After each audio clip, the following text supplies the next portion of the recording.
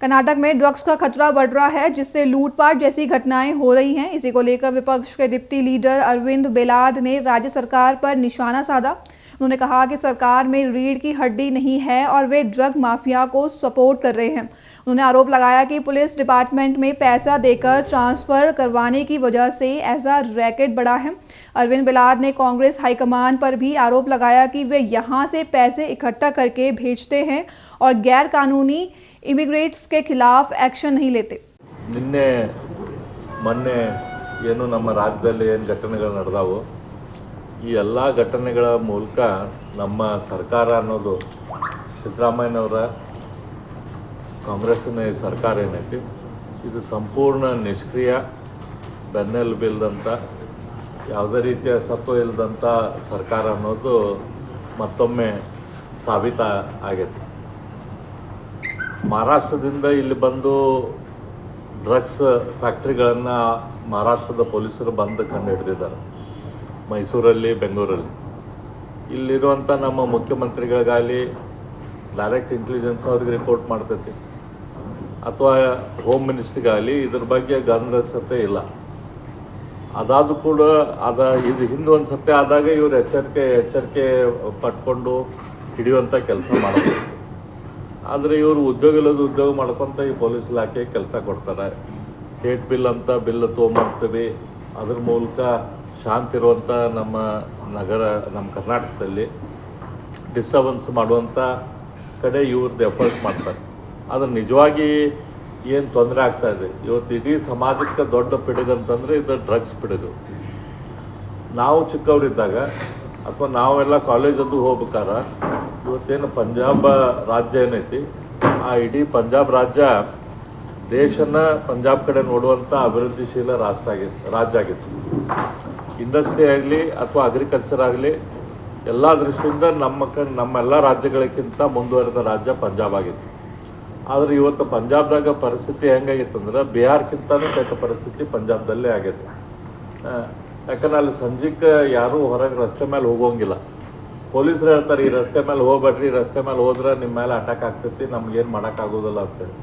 ಯಾಕಂದರೆ ಡ್ರಗ್ಸ್ ತೆಗೆದುಕೊಳ್ಳುವಂಥ ಯುವಕರು, ಜನರು ಅವ್ರು ಎಲ್ಲಿ ಬೇಕಾದಲ್ಲಿ ಜನರ ಮೇಲೆ ಇವತ್ತಲ್ಲಿ ಅಟ್ಯಾಕ್ ಮಾಡಿ ಜನರನ್ನ ಲೂಟಿ ಮಾಡಿ ಕೈಯಾಗ ಸಿಕ್ಕಷ್ಟು ದೋಚಿ ಡ್ರಗ್ಸಿಗೆ ಆ ದುಡ್ಡನ್ನು ಕಳಿಸುವಂಥ ಕೆಲಸ ಮಾಡ್ತಿದ್ದಾರೆ. ಇವತ್ತು ಒಂದು ಸ್ವಲ್ಪ ಸ್ಥಿತಿವಂತ ಫ್ಯಾಮಿಲಿ ಇದ್ದರೂ ಕೂಡ ಪಂಜಾಬ್ದಲ್ಲಿ 14-15 ವರ್ಷದ ಹುಡುಗರನ್ನ ತಮ್ಮ ರಾಜ್ಯ ಬಿಟ್ಟು ಹೊರಗೆ ಕಳಿಸುವಂಥ ವಿಚಾರ ಮಾಡ್ತಾರೆ. ಎಲ್ಲರೂ ಹೊರಗಿಟ್ಟು ಕಳಿಸೋಣ, ಯಾಕಂದರೆ ಈ ರಾಜ್ಯದಾಗ ಇದ್ರಂದ್ರೆ ಅವರು ಡ್ರಗ್ ಅಡಿಕ್ಟ್ ಆಗ್ತಾ ಇರುತ್ತೆ. ಆ ಪರಿಸ್ಥಿತಿ ಇವತ್ತು ಪಂಜಾಬ್ದಲ್ಲಿ ಬಂದೈತಿ ಡ್ರಗ್ಸ್ ಕಾರಣಕ್ಕೆ. ಅದ ಪರಿಸ್ಥಿತಿ ಅದ ದಾರಿಯೊಳಗೆ ಇವತ್ತು ನಮ್ಮ ಕರ್ನಾಟಕ ರಾಜ್ಯ ಹೊಂಟೈತಿ. ಇವತ್ತು ಡ್ರಗ್ಸದ ಪ್ರಾಬ್ಲಮ್ಮು ಇಷ್ಟು ದೊಡ್ಡ ಪ್ರಮಾಣದಲ್ಲಿ ಎಲ್ಲ ಕಡೆ ಆಗೈತಿ. ನಮ್ಮ ಹುಬ್ಬಳ್ಳಿ ಧಾರವಾಡ ಇರ್ಬೋದು, ಬೆಳಗಾಂ ಇರ್ಬೋದು, ಗುಲ್ಬರ್ಗ ಇರ್ಬೋದು, ಬೆಂಗಳೂರು ಇರ್ಬೋದು, ಮೈಸೂರು, ಎಲ್ಲ ಕಡೆನೂ ದೊಡ್ಡ ಪ್ರಮಾಣದ ಡ್ರಗ್ಸ್ ಪ್ರಾಬ್ಲಮ್ ಆಯಿತು. ಇಲ್ಲೇ ಡ್ರಗ್ಸ್ ಫ್ಯಾಕ್ಟ್ರಿಗಳು ಇಲ್ಲೇ ಆಗಿದ್ದಾವೆ ಅಂತಂದ್ರೆ ನಮ್ಮ ಕರ್ನಾಟಕ ಸರ್ಕಾರ ಏನು ಮಕ್ಕೊಂಡಿತ್ತೋ ಏನು ಅಂತೇಳಿ ನಮಗೆ ಸಂಶಯ ಬರ್ತದೆ.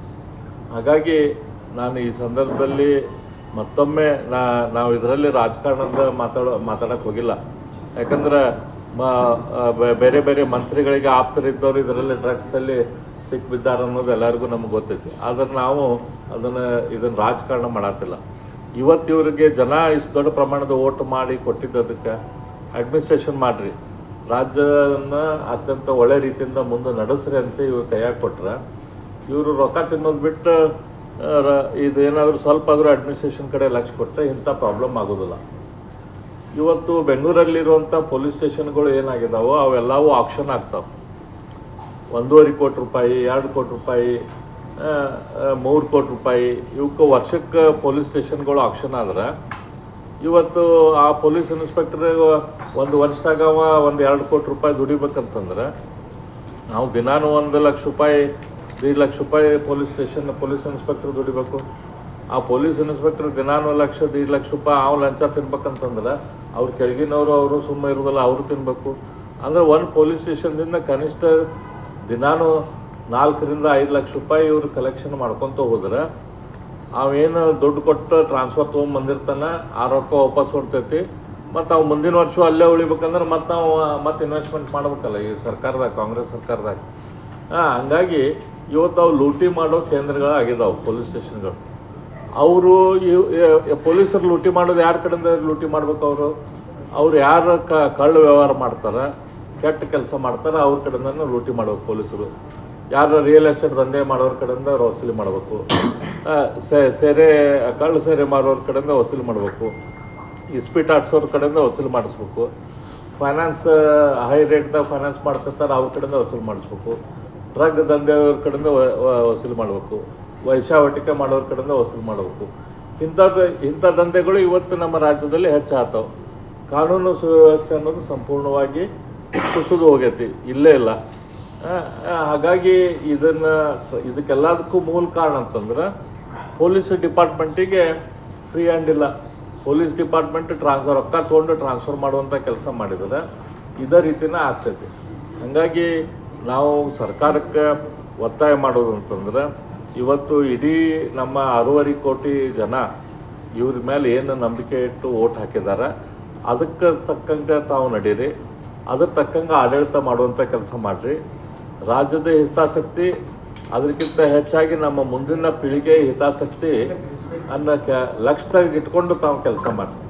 ಇವತ್ತು ನೀವು ಏನೋ ಒಂದು ಸ್ವಲ್ಪ ದುಡ್ಡು ಸಿಗ್ತೈತೆ ಅನ್ನೋದಕ್ಕೆ ನೀವು ಈ ಡ್ರಗ್ ಮಾಫಿಯಾಕ್ಕೆ ನೀವು ಸಾಫ್ಟಾಗಿ ಹೋದ್ರಂತಂದ್ರೆ ಅದ್ರದ್ದು ದೂರಗಾಮಿ ಪರಿಣಾಮಗಳು ಭಾಳ ಕೆಟ್ಟ ಆಗ್ತವೆ. ಹಾಗಾಗಿ ಅದನ್ನೆಲ್ಲದು ಲಕ್ಷ್ಯದಾಗಿಟ್ಟು ಸಿದ್ದರಾಮಯ್ಯನವರು, ಡಿ.ಕೆ. ಶಿವಕುಮಾರ್ ಅವರಿಗೆ, ಪರಮೇಶ್ವರ್ ಅವರಿಗೆ ತಾವು ಸ್ವಲ್ಪ ಕುರ್ಚಿ ಬಗ್ಗೆ ಲಕ್ಷ್ಯ ಕೊಡೋದು ಬಿಡ್ರಿ. ಇವತ್ತು ನೀವು ಎಲ್ಲ ಇಲ್ಲಿಂದ ದುಡ್ಡು ಕಲೆಕ್ಟ್ ಮಾಡ್ಕೊತೇವೆ, ಹೈಕಮಾಂಡಿಗೆ ಕಳಿಸೋದೇ ಇವ್ರದ್ದೊಂದು ದಂಧೆ ಆಗ್ಬಿಟ್ಟಿದೆ. ಯಾಕಂದ್ರೆ ಒಂದು ಕಡೆ ಡಿ.ಕೆ. ಶಿವಕುಮಾರ್ ರೊಕ್ಕ ಕಲೆಕ್ಟ್ ಮಾಡಿ ಕಳಿಸ್ತಾರೆ, ಇನ್ನೊಂದು ಕಡೆ ಸಿದ್ದರಾಮಯ್ಯ ರೊಕ್ಕ ಕಲೆಕ್ಟ್ ಮಾಡಿ ಕಳಿಸ್ತಾರೆ. ಇವರು ಕಲೆಕ್ಷನ್ ದಂಧೆದಾಗ ನಮ್ಮ ರಾಜ್ಯ, ನಮ್ಮ ಯುವಕರು, ನಮ್ಮ ಜನರು ಬಡ ಜನರ ಆಗ್ತಾ ಇದ್ದಾರೆ.